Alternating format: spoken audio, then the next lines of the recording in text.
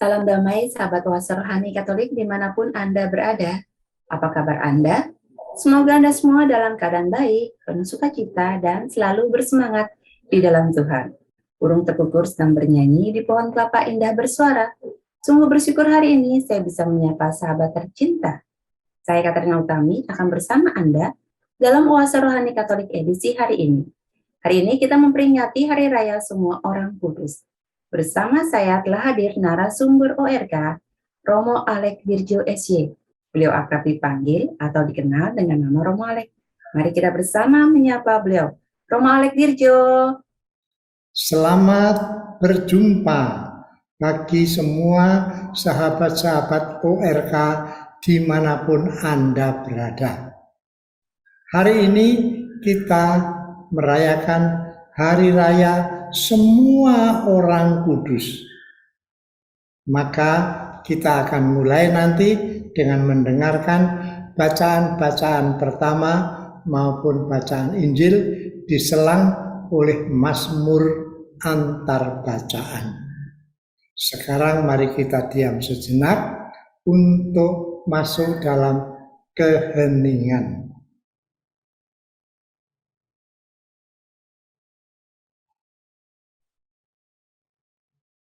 Sekarang mari kita dengarkan bacaan-bacaan untuk Hari Raya Semua Orang Kudus ini.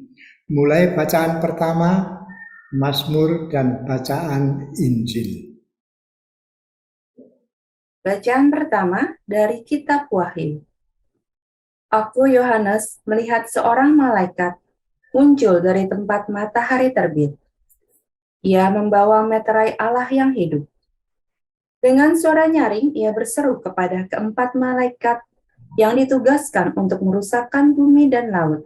Katanya, janganlah merusakkan bumi atau laut atau pohon-pohon sebelum kami memeteraikan hamba-hamba Allah kami pada dahi mereka. Dan aku mendengar jumlah mereka yang dimeteraikan itu 144.000 yang telah dimeteraikan dari semua suku keturunan Israel. Kemudian daripada itu, aku melihat suatu kumpulan besar orang banyak yang tidak terhitung jumlahnya, dari segala bangsa dan suku, kaum dan bahasa. Mereka berdiri di hadapan tahta dan di hadapan Anak Domba, memakai jubah putih dan memegang daun-daun palem di tangan mereka. Dengan suara nyaring mereka berseru, keselamatan bagi Allah kami yang duduk di atas tahta dan bagi Anak Domba. Dan semua malaikat berdiri mengelilingi tahta, tua-tua dan keempat makhluk yang ada di sekeliling tahta itu. Mereka tersungkur di hadapan tahta itu dan menyembah Allah sambil berkata, Amin, puji-pujian dan kemuliaan, hikmat dan syukur, hormat, kekuasaan dan kekuatan bagi Allah kita sampai selama-lamanya. Amin. Seorang dari antara tua-tua itu berkata kepadaku, siapakah mereka yang memakai jubah putih itu? Dan dari manakah mereka datang? Maka kataku kepadanya, Tuanku, Tuan mengetahuinya. Lalu ia berkata kepadaku, mereka ini adalah orang-orang yang keluar dari kesusahan besar. Mereka telah mencuci jubah mereka dan membuatnya putih di dalam darah Anak Domba. Demikianlah sabda Tuhan. Syukur kepada Allah. Marilah kita tanggapi dengan Mazmur tanggapan refren. Inilah angkatan orang-orang yang mencari wajah-Mu, ya Tuhan. Inilah angkatan orang-orang yang mencari wajah-Mu, ya Tuhan. Milik Tuhanlah bumi dan segala isinya, jagat dan semua yang diam di dalamnya. Sebab dialah yang mendasarkannya bumi di atas lautan, dan menegakkannya di atas sungai-sungai. Inilah angkatan orang-orang yang mencari wajah-Mu, ya Tuhan. Siapakah yang boleh naik ke gunung Tuhan? Siapakah yang boleh berdiri di tempatnya yang kudus? Orang-orang yang bersih tangannya dan murni hatinya, yang tidak menyerahkan dirinya kepada penipuan. Inilah angkatan orang-orang yang mencari wajah-Mu, ya Tuhan. Dialah yang akan menerima berkat dari Tuhan dan keadilan dari Allah penyelamatnya. Itulah angkatan orang-orang yang mencari Tuhan, yang mencari wajah-Mu, ya Allah Yakub. Inilah angkatan orang-orang yang mencari wajah-Mu, ya Tuhan.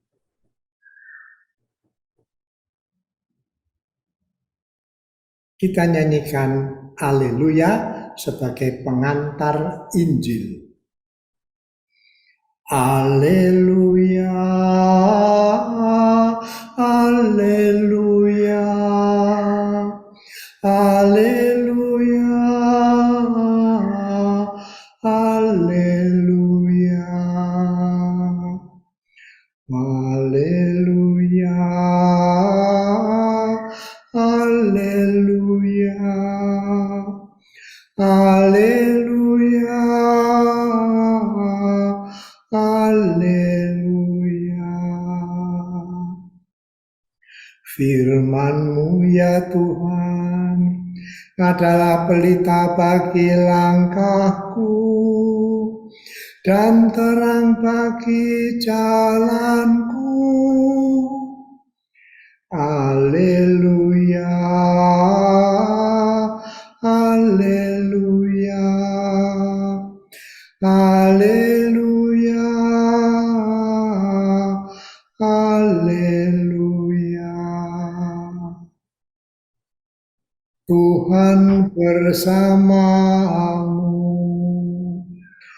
dan bersama rohmu.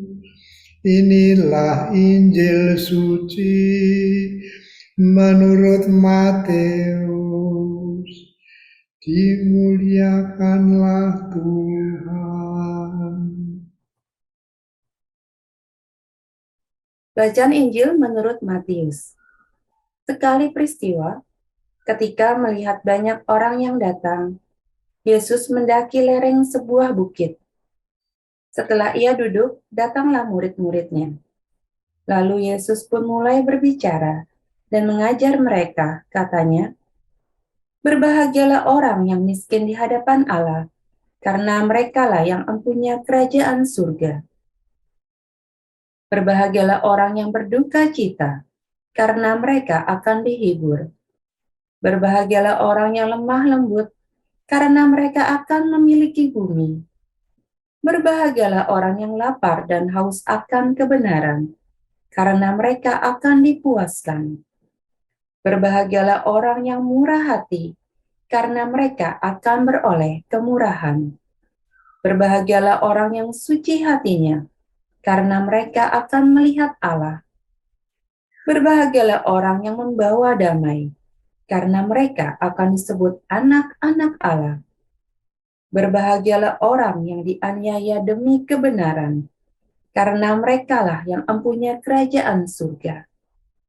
Berbahagialah kamu, jika demi aku kamu dicela dan dianiaya, dan kepadamu difitnahkan segala yang jahat. Bersukacita dan bergembiralah, karena besarlah ganjaranmu di surga. Demikianlah sabda Tuhan. Sahabat puasa rohani Katolik yang terkasih, setelah kita mendengarkan bacaan liturgi hari ini, kita akan masuk dalam sesi perbincangan rohani, sesi yang pertama. Romo Alek, apa pesan baik yang kita petik dari bacaan firman hari ini, Romo Alek? Iya. Dari bacaan-bacaan kitab suci, kita bisa menangkap suatu pesan yang cocok untuk zaman kita, untuk keadaan kita pada zaman pandemi ini. Berbahagialah yang menderita akan dihibur. Berbahagialah yang dianiaya karena namaku, sabda Yesus. akan mendapat kerajaan surga. Maka pesan hari ini, pada hari raya semua orang kudus, adalah bagaimana kita sepantasnya menghormati semua orang kudus. Kalau kita melihat dalam gereja-gereja Katolik, hampir selalu ada patung. Bukan hanya salib saja, tetapi ada korpusnya, ada patung Yesus yang tergantung di salib. Itu patung kudus. Biasanya ada juga patung Bunda Maria, dan di beberapa gereja lain ada patung Santo Fransiskus Xaverius atau Santo Ignatius dari Loyola. Ada juga patung Santa Teresa Avila, Santo Agustinus, dan lain-lain lagi. Kita memasang patung-patung dalam gereja karena kita menghormati para kudus itu. Ya, Romo. Jadi bagaimana konkretnya kita menghormati para kudus itu, Romo? Ya, menghormati para kudus memang tidak hanya memasang patung-patung, tetapi ada dua cara yang pantas kita pelihara, yang pantas kita laksanakan. Ialah yang pertama, mohon bantuan para kudus, mohon perantaraan para kudus untuk keselamatan kita yang masih berjuang di dunia ini.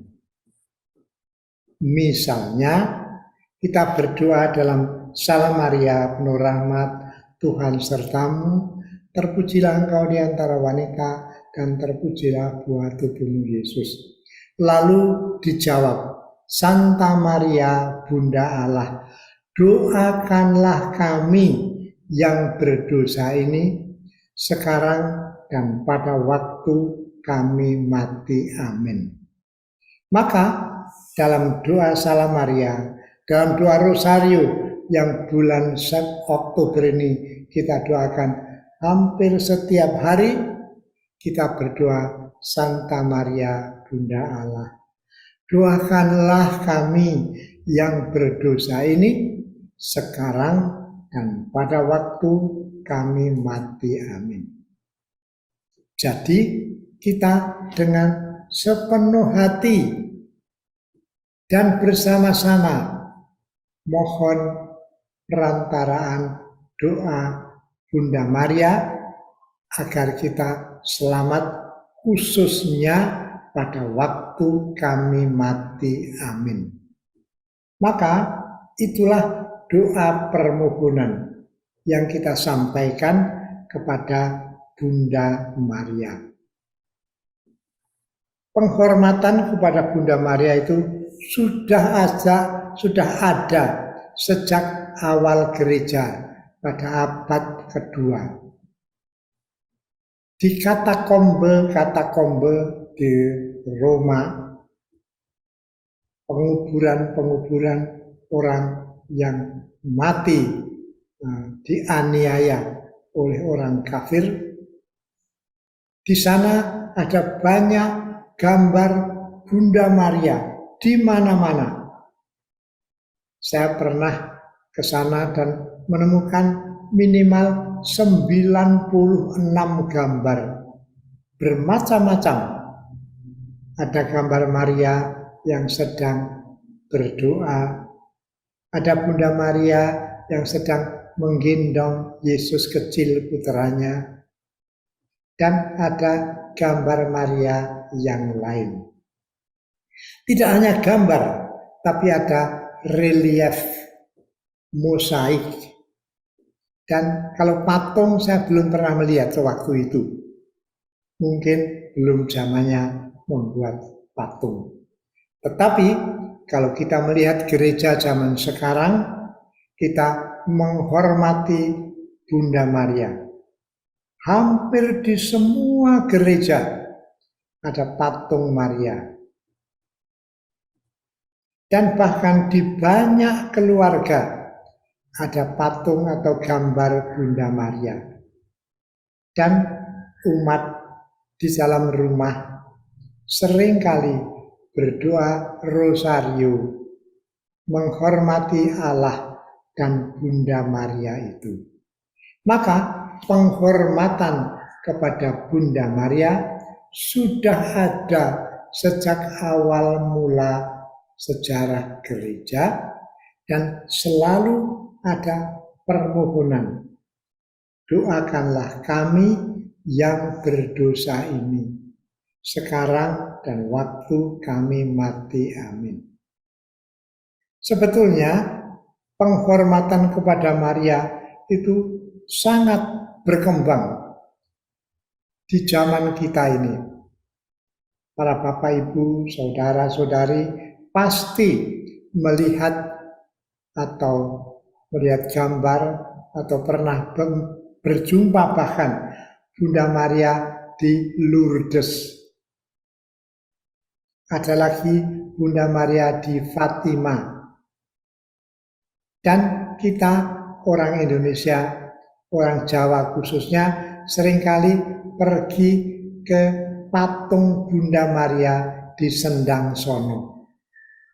Hampir tiap malam ada saja orang yang berziarah. Mohon berkat Tuhan, mohon doa perantaraan Bunda Maria. Maka doa kepada Bunda Maria itulah suatu cara menghormati Bunda Maria. Sebetulnya ada doa yang mohon perantaraan santo atau orang kudus lain. Dalam kitab suci ada itu. Mungkin bisa dibacakan oleh Mbak Utami kutipan dari kitab Ayub yang ada di situ.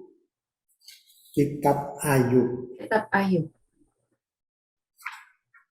Oleh sebab itu, ambillah 7 ekor lembu jantan dan 7 ekor domba jantan, dan pergilah kepada hambaku Ayub, meminta doa untuk kamu. Karena hanya permintaannya lah yang akan kuterima, supaya aku tidak melakukan aniaya terhadap kamu. Sebab kamu tidak berkata benar tentang aku, seperti hambaku Ayub. Maka pergilah Elifas orang Teman, Bildad orang Suah, dan Sofar orang Naamah, lalu mereka melakukan seperti apa yang difirmankan Tuhan kepada mereka, dan Tuhan menerima permintaan Ayub. Ayub bab 42 ayat 8 sampai dengan 9. Oke.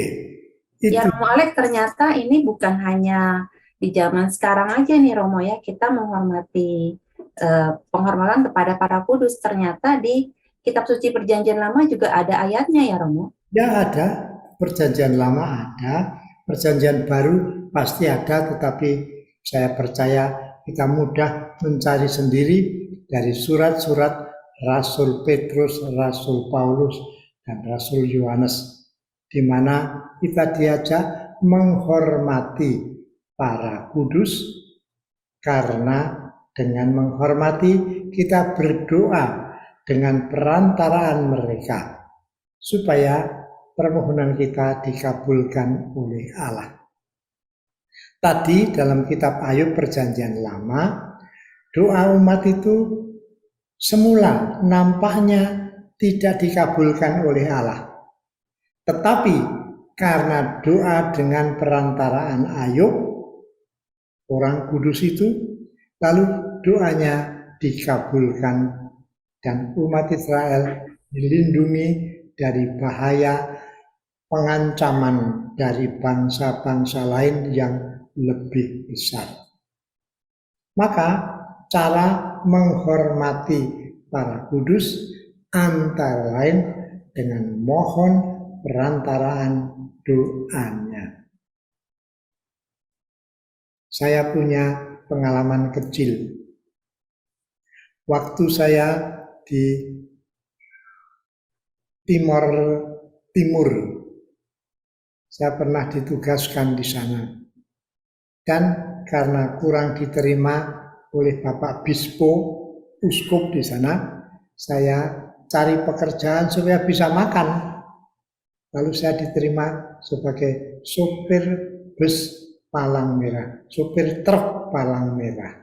Kebetulan di Timor Timur waktu itu belum ada jalan aspal kecuali di kota Dili. Di luar kota jalan-jalan masih lumpur saja. Tetapi palang merah itu mau membantu orang-orang yang pada waktu itu dalam perang saudara. Dan pada waktu itu banyak sekali orang yang miskin. Banyak sekali orang yang mati kelaparan. Maka menjadi sopir menjadi sopir truk palang merah itu tidak hanya membawa obat, tapi membawa jagung, membawa gaplek, singkong kering itu, dan dibagi-bagikan. Dan mereka bisa bertahan hidup dengan makan jagung dan singkong itu. Karena saya tidak diterima oleh Bapak Bispo, Bapak Uskup, maka saya juga tidak bisa tidur di pasturan manapun yang saya juga kurang kenal. Saya kalau tidur ya dalam truk saja. Kalau hujan ya kita tutup terpalnya. Suatu hari saya itu sedang mandi di kali, bawa kaleng. Saya punya sabun satu-satunya, saya masukkan dalam plastik.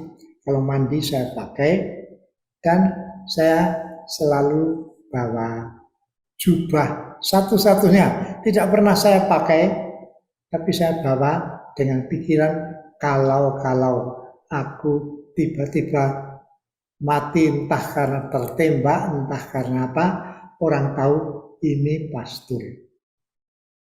Waktu saya sedang mandi di kali, sudah selesai, saya pakai celana pendek, dan saya melihat ke atas, kira-kira 8 atau 10 meter, duduklah 2 orang dengan celana pendek, tetapi membawa senapan laras panjang di tangannya.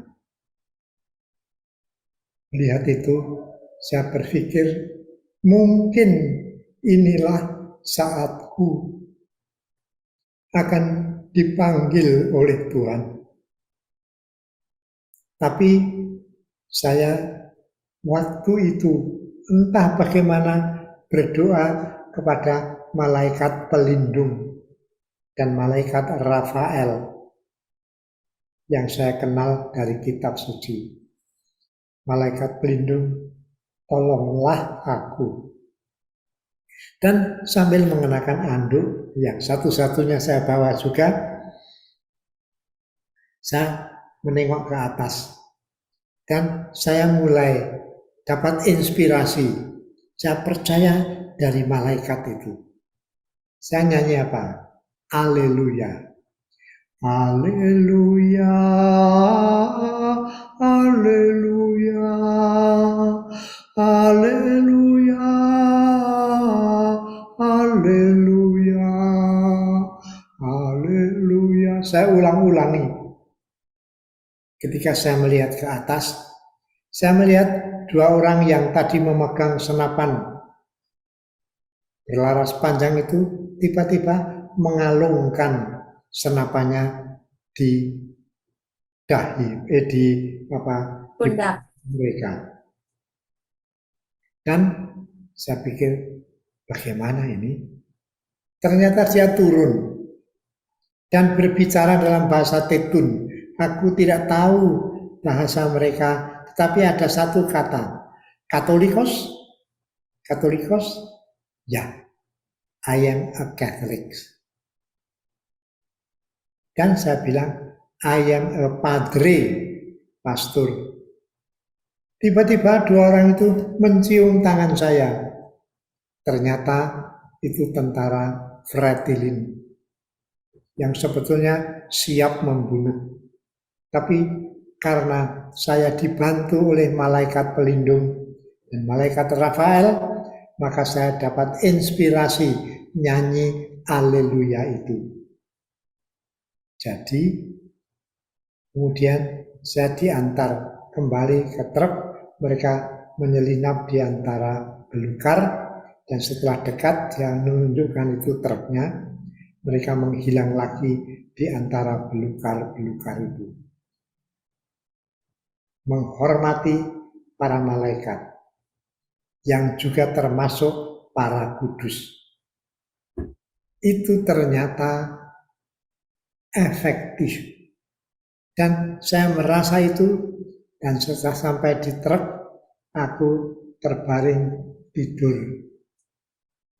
Dan di sana saya sadar, terima kasih malaikat pelindung. Aku tidak tahu nama malaikat, tapi aku tahu engkau diutus oleh Allah untuk setiap orang untuk mendampingi dalam perjalanan hidup dan dalam perjuangan hidup di dunia ini supaya selamat sampai kebahagiaan kekal di surga. Maka cara menghormati para kudus itu pertama dengan mohon perantaraan doanya. Dengan sederhana, dengan sebulat hati. Oleh karenanya, kalau para bapak, ibu, saudara, saudariku menghadapi kesulitan, jangan cari cara sendiri. Tetapi kecuali berusaha sendiri, juga mohon perantaraan doa para kudus atau para malaikat, khususnya malaikat pelindung. Karena itu tugaskan oleh Allah untuk kita masing-masing. Oke, itu yang pertama ya. Ya, Romo Alex sangat seru sekali ya Romo. Ternyata Romo dengan perantaraan malaikat pelindung ketika dalam keadaan tadi sangat-sangat menakutkan sekali keadaan yang tadi Romo rasakan ya Romo. Romo berdoa kepada malaikat pelindung. Kita menghormati ke para kudus ya Romo. Dan ternyata bantuan itu ada dari Tuhan Romo. Iya ya betul. Saya percaya betul Tuhan mengirimkan malaikatnya berbisik dalam hatiku. Nyanyikanlah haleluya. Karena di Timur-Timur semua orang itu Katolik. Ya, terima kasih Romo. Kita sudahkan dulu Romo di sesi yang pertama ini, kita akan break sebentar. Nanti kita akan lanjutkan di sesi yang kedua. Ya, oke. Baiklah sahabat Oase Rohani Katolik yang terkasih, kita akan jumpa kembali di sesi yang kedua. Tetaplah di tempat Anda.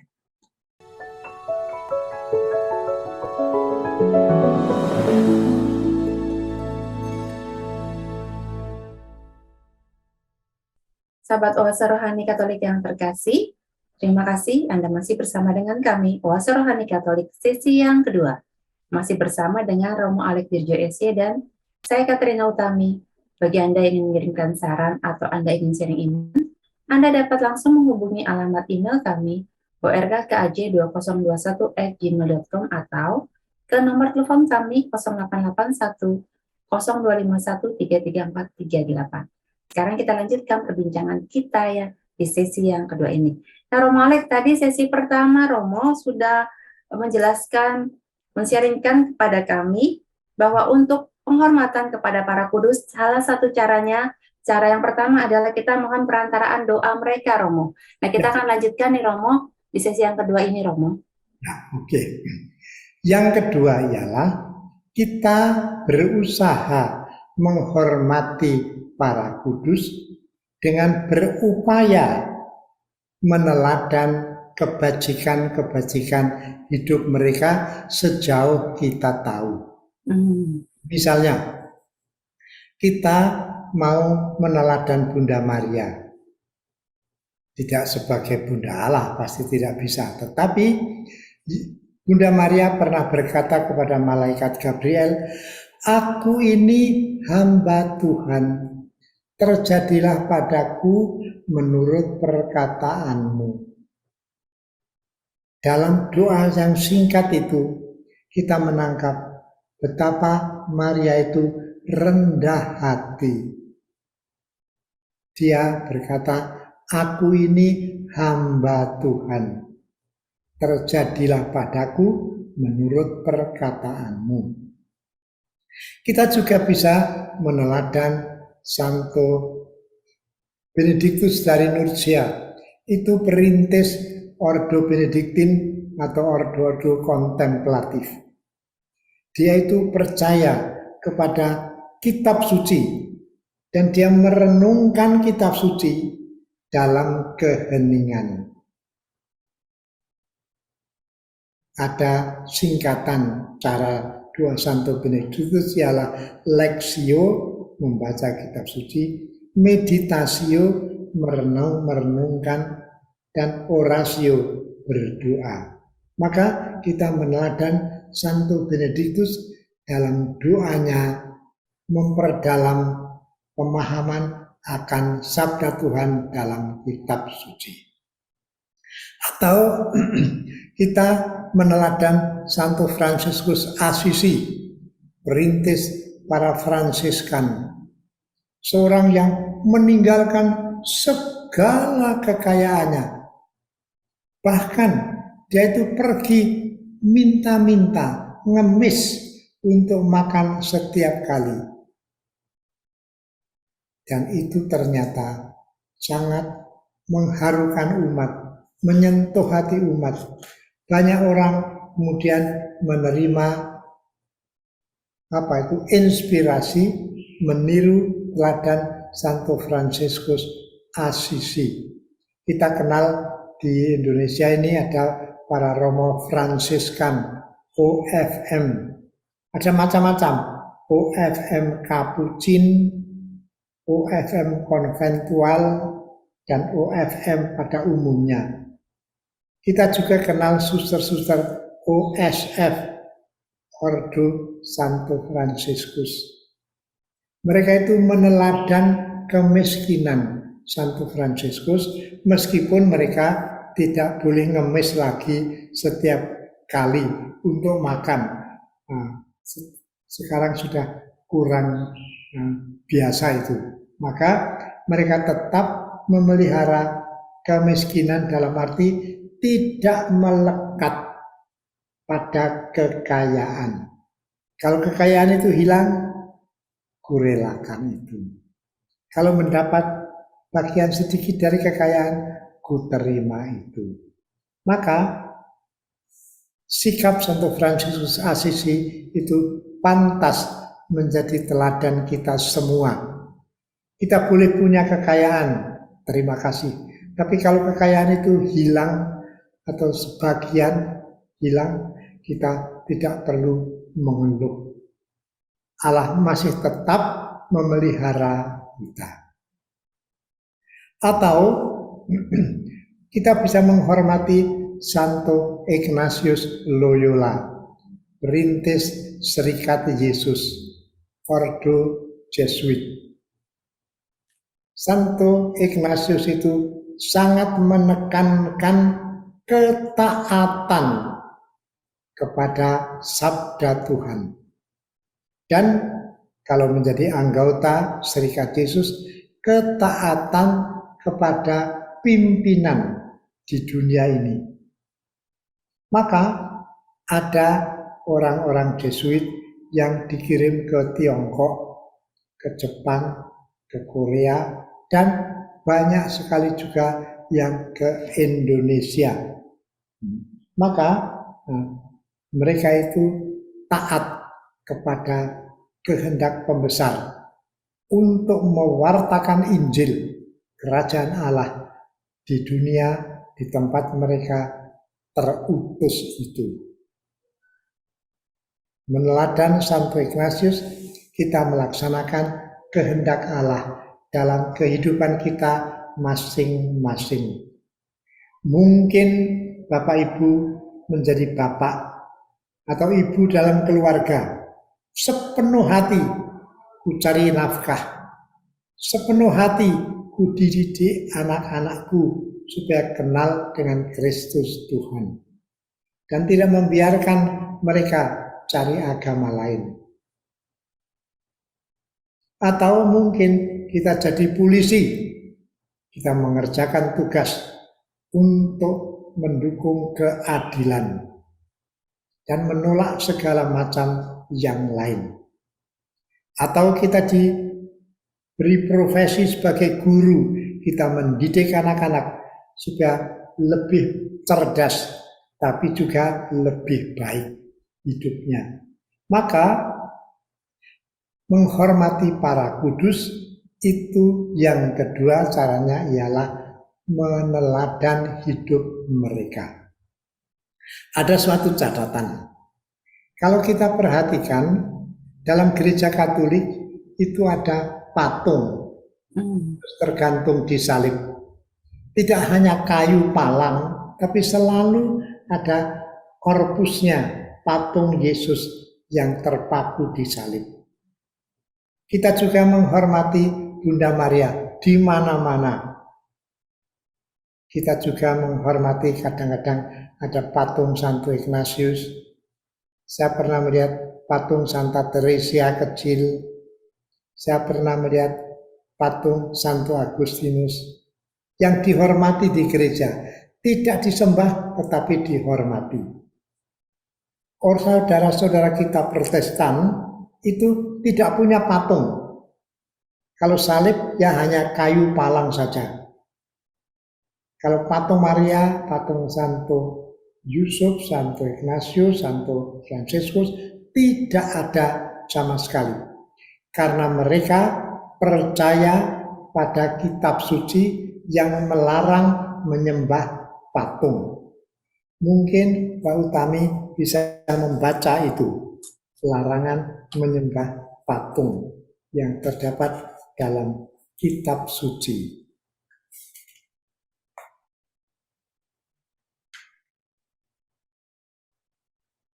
Dari Keluaran bab 20 ayat 4 sampai dengan 5. Jangan membuat bagimu patung yang menyerupai apapun yang ada di langit di atas, atau yang ada di bumi di bawah, atau yang ada di dalam air di bawah bumi. Jangan sujud menyembah kepadanya atau beribadah kepadanya, sebab Aku, Tuhan Allahmu, adalah Allah yang cemburu, yang membalaskan kesalahan bapa kepada anak-anaknya, kepada keturunan yang ketiga dan keempat dari orang-orang yang membenci Aku. Iya, jadi dari kitab suci tadi ada larangan jangan membuat patung dan menyembah apapun. Saudara-saudara kita Protestan menangkap sabda itu secara simplistis dan radikal. Maka tidak ada patung termasuk patung Tuhan Yesus yang tergantung di salib atau Tuhan Yesus yang sedang mengajar dan sebagainya. Tidak ada. Karena menurut kitab suci dilarang membuat patung dan menyembahnya. Itu dibaca oleh saudara-saudara kita yang terkasih, orang-orang Protestan, dan menafsirkannya secara simplistis dan radikal. Sedang kita orang Katolik memang membuat patung Tuhan Yesus yang tergantung di salib dan kita menyembahnya karena Dia adalah Allah Putra yang menebus dunia dengan wafat di salib. Kita juga menghormati Bunda Maria dengan memasang lilin, dengan memasang bunga, dan patung-patung yang lain. Tetapi kita tak pernah menyembah patung Maria. Tidak pernah menyembah patung Ignatius atau patung Santa Teresia kecil. Tidak. Kita hanya menghormati saja, artinya ingat teladan hidup mereka dan mohon bantuan perantaraan doa mereka. Sebetulnya dalam kitab suci ada juga perintah Tuhan. Buatlah patung ular tedung. Itu kepada orang-orang Israel di padang gurun. Kalau orang tergigit ular, terpagut ular, dan wajahnya diarahkan ke patung itu, dia akan selamat.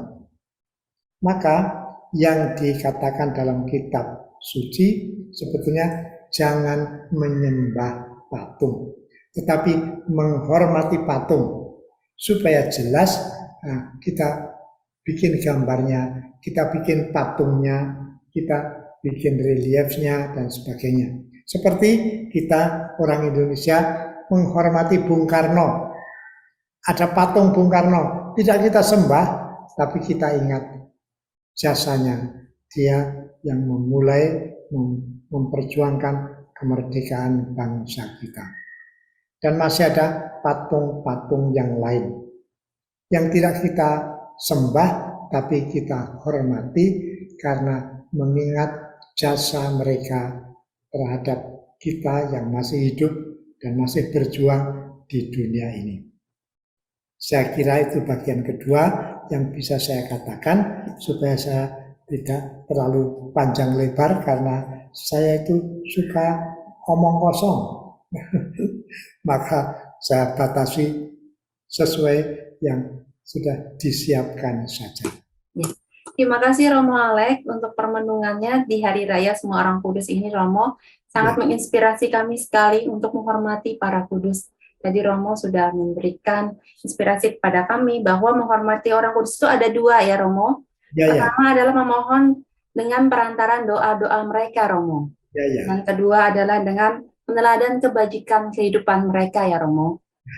Juga tadi Romo sudah memaparkan dengan jelas sekali bahwa kita orang Katolik menghormati para kudus dengan menghormati patung-patung yang ada ya Romo, bukan menyembah tapi menghormati, dan itu ada perbedaannya. Ya. Terima kasih Romo Alek untuk permenungannya hari ini Romo. Kembali ya. Saya juga ya Romo Alek. Kalau bisa membantu ORK seperti ini.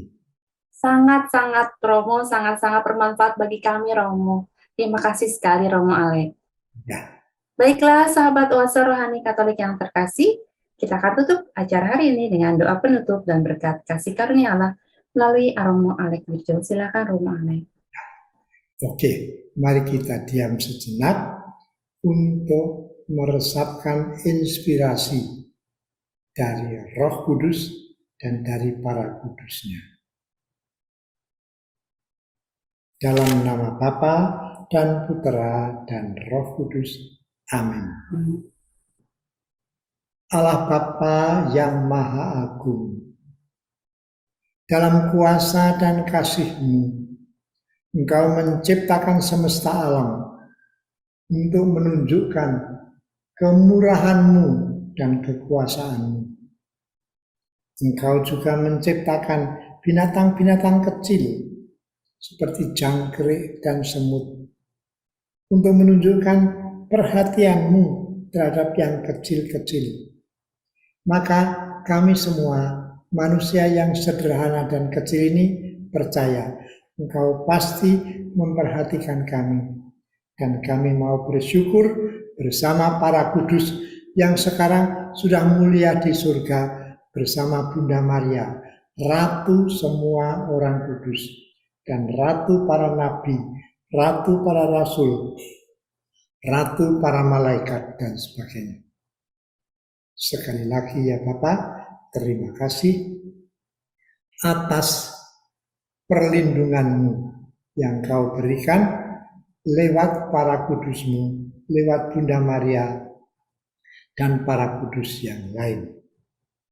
Ini kami haturkan kepadamu dengan perantaraan Yesus Kristus, Putra-Mu yang menjadi manusia, Dia yang hidup dan bertahta bersama Dikau dalam persekutuan Roh Kudus, Allah sepanjang segala masa. Amin. Amin. Tuhan bersamamu dan bersama rohmu.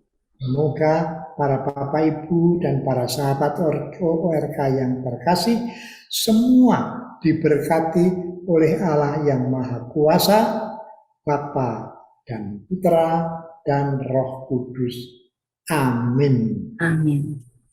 Sahabat Oase Rohani Katolik yang terkasih, demikianlah acara kita pada hari ini.